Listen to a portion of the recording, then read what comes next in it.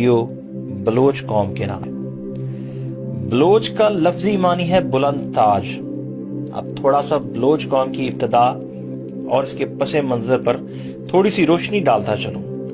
بلوچ نسلاً عربی ہیں۔ بلوچ کو مختلف ادوار میں مختلف قوموں نے بال، بلوس، بلوس، بوس، بلوس اور بلوچ لکھا اور استعمال کیا۔ اہل بابل اپنے قوم دیوتا کو بال یعنی بال عظیم کہا کرتے تھے۔ یونانیوں نے اسے بیلوس لکھا۔ پرانے دور میں لفظ بلوچ کو بلوس اور بلوس لکھا جاتا تھا۔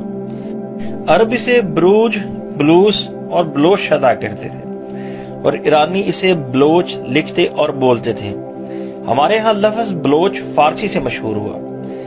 بلوچ قوم کی ایک نظم سے بلوچ اپنی نسل حضرت حمزہ سے ملاتے ہیں۔ بلوچوں کی تاریخ حقیقت میں ان کے پہلے سردار میر جلال خان سے شروع ہوتی ہے۔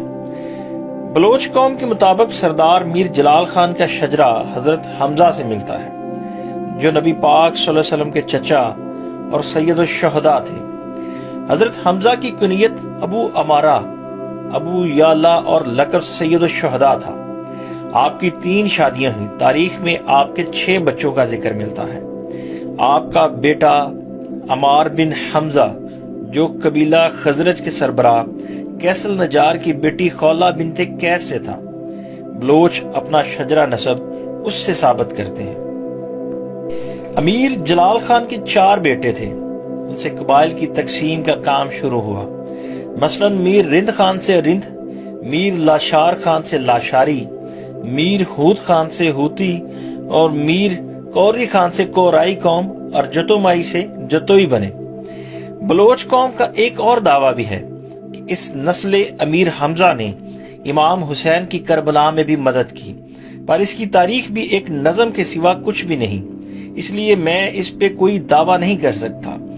بلوچ کی اس نظم کے مطابق امام حسین کی شہادت کے بعد وہ بمبور یا بھمبور پہنچے اور وہاں سے سیستان اور مکران آئے۔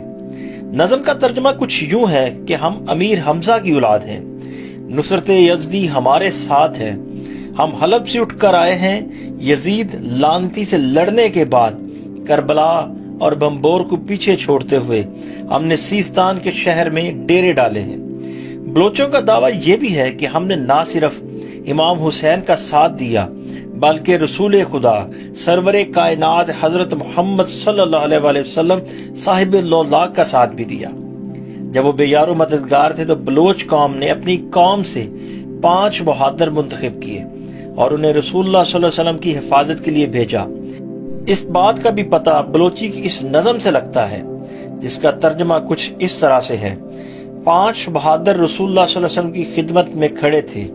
جب خدا کے دوست نماز پڑھتے تو وہ پہرا دیا کرتے تھے۔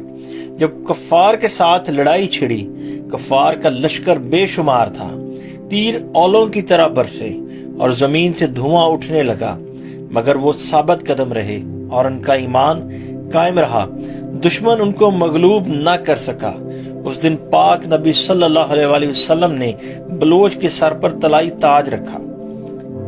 اس کے علاوہ بلوچ قوم کا تذکرہ شاہ نامہ فردوسی میں بھی ملتا ہے۔ اس شاہ نامہ کے 3 ادوار میں بلوچ قوم کا ذکر ہے، جس کے متعلق میں کسی اگلی ویڈیو میں تفصیل سے بتاؤں گا۔ اکثر تاریخ کی کتب میں ملتا ہے کہ بلوچوں نے 2 بار نقل مکانی کی۔ ایک بار جب فارس پر سلجوکیوں نے قبضہ کیا، ولیمی اور غزنوی طاقتوں کا خاتمہ ہوا تو یہ لوگ سیستان اور مغربی مکران میں نقل مکانی کر کے رہنے لگے۔ دوسری بار انہوں نے اس علاقے کو چھوڑ کر مشرقی مکران اور سندھ کا رخ کیا۔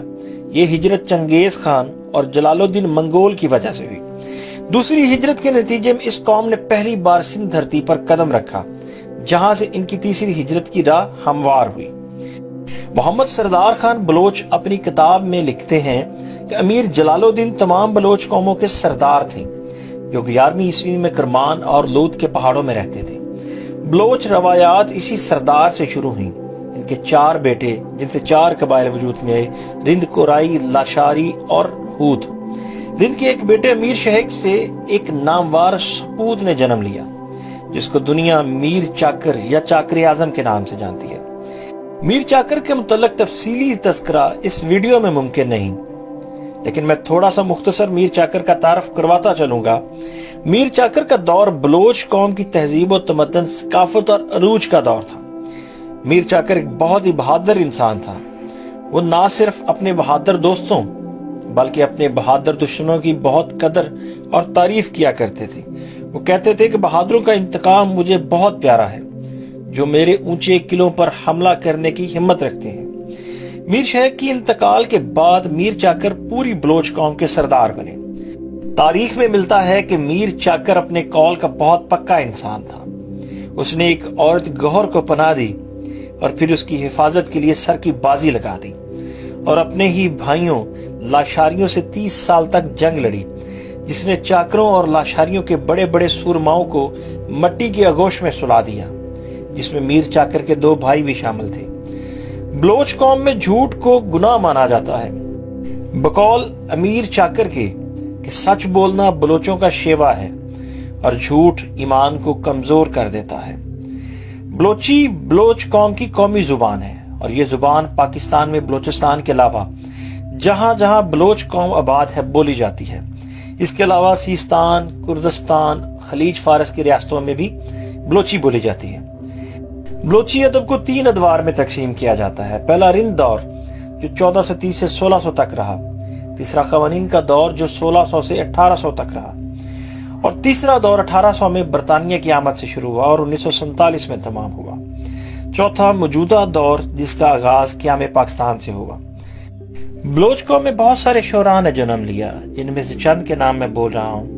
میر چاکر خان رند، میر بیورخ رند، سردار گورہام لاشاری، میر ریحان رند، خان عبداللہ خان۔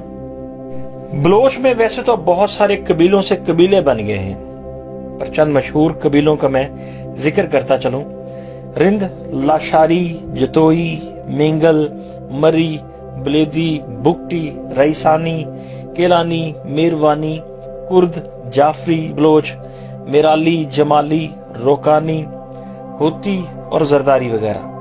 بلوچ ایک غیور اور بہادر قوم ہے، اور پاکستان میں بسنے والے سب اپنے پاکستان سے بہت پیار کرتے ہیں۔